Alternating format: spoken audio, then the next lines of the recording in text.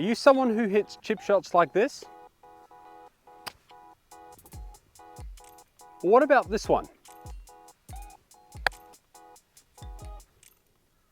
If you're someone who can't master just a basic chip shot, you're going to want to watch this video. So those two chip shots there were common shots that I see from everyday golfers, literally every day. We've missed the green, we've got a simple up and down to this yellow flag. Maybe we've reached the par 5 and 2 and we've just missed the green, or maybe it's a par 3, we've just missed the green. And we're faced with this fairly simple chip shot where all we have to do is land it on the green, have it release, yet we chunk it 2 foot in front of us, we blade it entirely through the green. And I know what you're thinking as this type of golfer. It puts so much pressure on your long game, because if you don't hit the green, you know it's certain bogey or even double bogey. So I want to show you a technique that is a little bit out of the ordinary, but can definitely help you if you're someone who fats and thins chip shots. But first, let's understand why we might hit these fats and thins. So the most common reason that I see players fat and thin chip shots is they've been taught to have the ball back and their hands forward. Now this is literally the worst thing you can do with your chipping when you're trying to use the bounce and trying to hit a nice and high soft shot. And the reason being is this: if we get the golf ball to go super far back in our stance with the hands forward, what we've essentially done is taken away all the bounce that this golf club has to offer.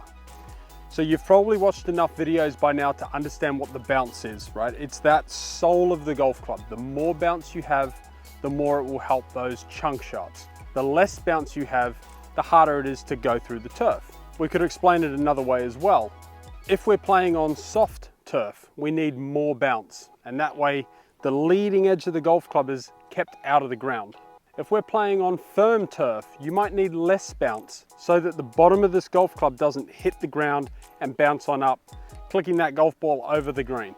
So theoretically, this style of chipping is one of the worst ways to chip, because all we're doing is we're taking off the bounce, which is what we need, and we are digging that leading edge into the ground. Now, another reason why you could be fatting and thinning these golf shots is you have too many things moving vertically in your swing. So what that means is we want to create a flat spot near the golf ball. So what that means is this: if I grab a golf ball, I would like my golf club to land somewhere just behind the golf ball and move through the golf ball just about here. So we've got kind of this hand length of what I call a flat spot. Now, we don't actually have to hit the ball first when we're doing our chip shots. We can hit behind the golf ball. So with this being said, it's extremely difficult to chip this way, isn't it? Because if we do hit the ground before the ball, the club's going to go crashing in, the ball's just going to go 2 feet in front of us.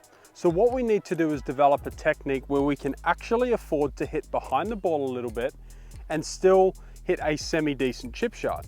Now, if we have too many verticals in our swing, and what I mean by this is maybe we have our weight forward, maybe we have our ball back, maybe we hinge the golf club a lot, we have a lot of downward angle of attack movements in our short game.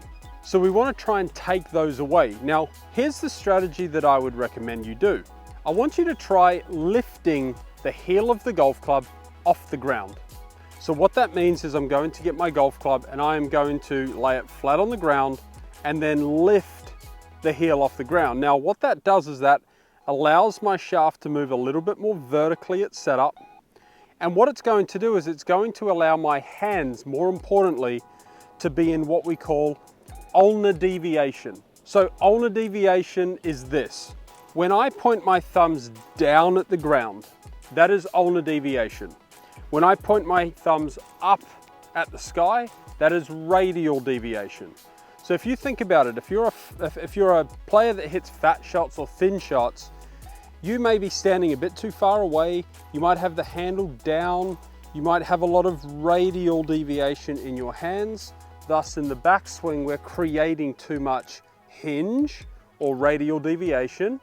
Then we have to somehow lose that at the golf ball, which you may not be timing up very well. So I want you to stand next to the golf ball in the center of your feet.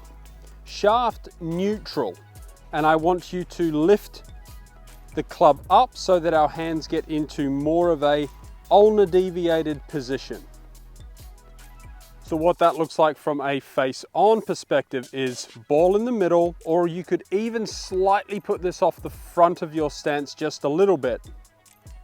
We're going to stand up nice and tall, lift the handle up, and we're going to see that my hands have moved into ulnar deviation and my shaft is pretty much vertical as I'm standing here. I'm not leaning it forward, I'm not leaning it back. Now, why is this handle position important? If we are more ulnar deviated at setup, as long as we can maintain the width to my hands in the club during the backswing, we're going to reduce the amount of verticals that I'm getting in the golf swing. So instead of getting over the golf ball and having a lot of hinge where we create this L shape between my left arm and my golf club, we're going to maintain the ulnar deviation we've just created at setup, and we are going to make sure that our body is turning and we are keeping our hands really wide.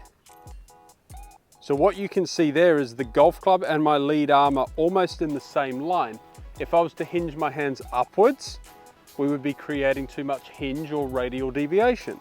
This has a potential to crash into the ground. If I can keep everything wide and use my torso as the engine of my golf swing here, we're going to feel like I create a longer flat spot to hit that ball. So what I'm trying to do here is I'm going to hit this golf ball, trying to feel like my body is the engine, my golf club is as wide as possible with my hands and arms, and I'm going to maintain that all the way through to the finish position. So what we've got, we're going to set up to this golf ball, ulnar deviate my hands, feel like I'm really wide and turn my chest.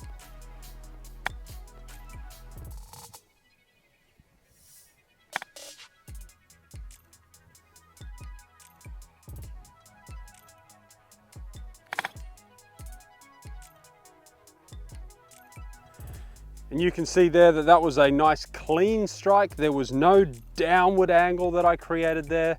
I wasn't narrow. I didn't try and use my wrist to flick the club up in the air.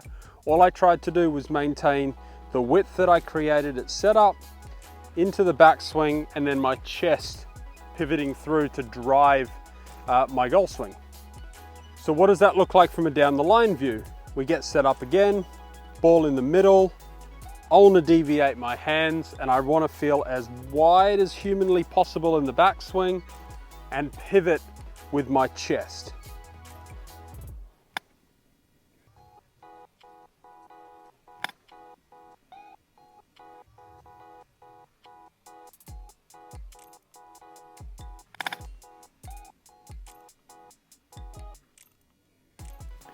And you can see they're a little bit long, had a little bit of spin there, but again, you can see the markings that I left on the ground is barely anything.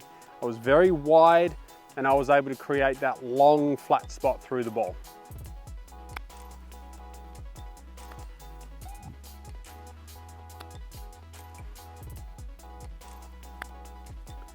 So as you can see there, I just hit 4 random golf balls, all situated in different areas on the grass, and not one of them was fat, not one of them was thin.